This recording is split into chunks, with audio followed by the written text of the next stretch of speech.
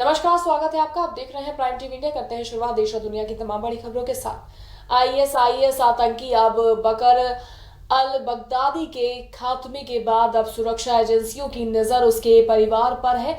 इसी सिलसिले में बगदादी की बहन को उत्तरी सीरिया के शहर से गिरफ्तार किया गया है। तुर्की की सेना ने उत्तरी सीरिया के आजाज शहर से बगदादी की बहन रश्मिया अवध को एक छापे के दौरान गिरफ्तार करने का दावा किया है। छापे के दौरान बगदादी की बहन एक कंटेनर में छुपी हुई बैठी थी। फिलहाल बगदादी की बहन से पूछताछ जारी है।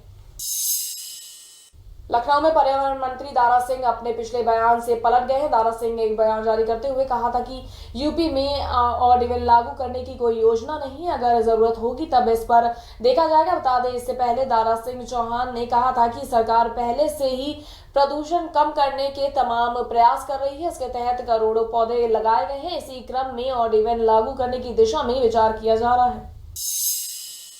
विकिडोना, आर्टिकल 15 और अंधाधुन जैसी लीक से हटकर फिल्मों में काम करने वाले जाने माने एक्टर आयुष्मान खुराना वाराणसी पहुंचे, जिसके बाद वो दशाश्वमेध घाट पहुंचे, जहां उन्होंने मां गंगा की पूजा और आरती देखने के बाद नाव की सवारी भी की। बता दें कि आयुष्मान खुराना हाल ही में वाराणसी के कई लोकेशन पर अपनी आगामी फिल्म शुभ मंगल ज्यादा सावधान की शूटिंग कर रहे थे।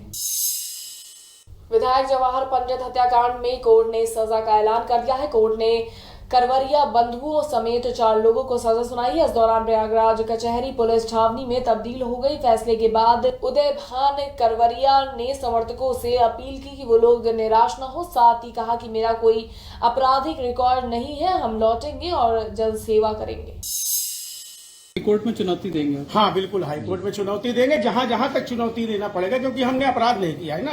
अपराध किए होते तो कुछ डर रहता। अपराध हमने किया नहीं है, ये सब लोग जानते हैं कि हम अपराधी नहीं। उत्तर प्रदेश में बिजली विभाग के कर्मचारियों के भविष्य निधि का पैसा डूबने के बाद राज्य सरकार बैकफुट पर आ गई है। आपको बता दें कि वहीं इस पूरे मामले को लेकर रविवार को अखिल भारतीय कांग्रेस पार्टी के प्रदेश अध्यक्ष अजय कुमार लल्लू ने सरकार पर निशाना साधा और ऊर्जा मंत्री को लेकर इस्तीफे की मांग भी की थी। तो वहीं लखनऊ के हजरतगंज गांधी प्रतिमा पर कांग्रेस के कार्यकर्ताओं ने प्रदर्शन किया और ऊर्जा मंत्री श्रीकांत शर्मा के इस्तीफे की मांग भी की। कंपनी, कोई भी कंपनी अपने प्रॉफिट का केवल 7.5% ही कहीं दे सकती है, और इन्होंने अकूत पैसा 2600 करोड़ रुपए जो इनको दिया गया है, इसके बारे में हम लोग इस भ्रष्टाचार को उजागर करने के लिए हम लोग यहाँ धरना बैठे हैं।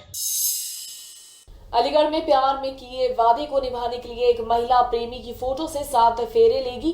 कस्बे के उत्तमगढ़ी में मौजूद महादेव मंदिर में प्रेमिका शादी रचाएगी। बता दें कि प्रेमिका कविता की शादी इससे पहले दीपक वर्मा से हुई थी, लेकिन बीमारी के कारण उनकी मौत हो गई थी। इसके बाद कविता की नजदीकी पड़ोस में रहने वाले सौरभ से हो गई। 2017 में सौरभ की भी घर ही में मौत हो गई। इसके बाद कविता अकेली हो गई और अंत में उसने निर्णय लिया है कि वो प्रेमी सौरभ की यादों के साथ जिएंगी। प्रेमिका ने कहा कि वो हर हाल में प्रेमी से किया वादा निभाएंगी और सौरभ की फोटो के साथ शादी करेंगी।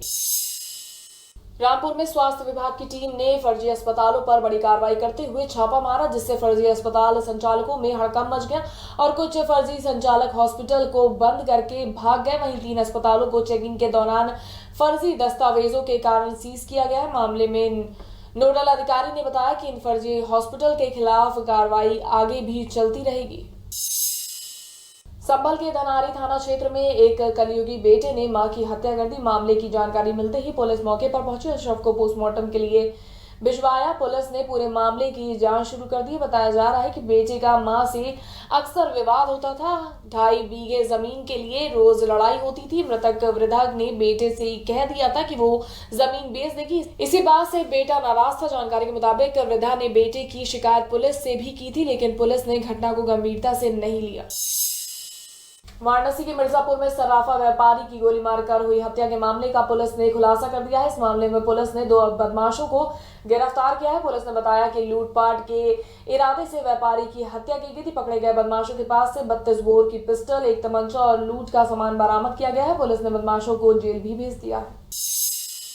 ये दोनों केस एक ही गैंग द्वारा किए गए थे, दोनों घटनाएं एक ही गैंग द्वारा की गई थी और उस के 2 मुलजिम आज पकड़े गए हैं और उनके पास से जो है 1 किलो चांदी के आभूषण 25,000 रुपये और 2 असलहे बरामद हुए हैं और घटनांतरित मोटरसाइकिल बरामद की गई।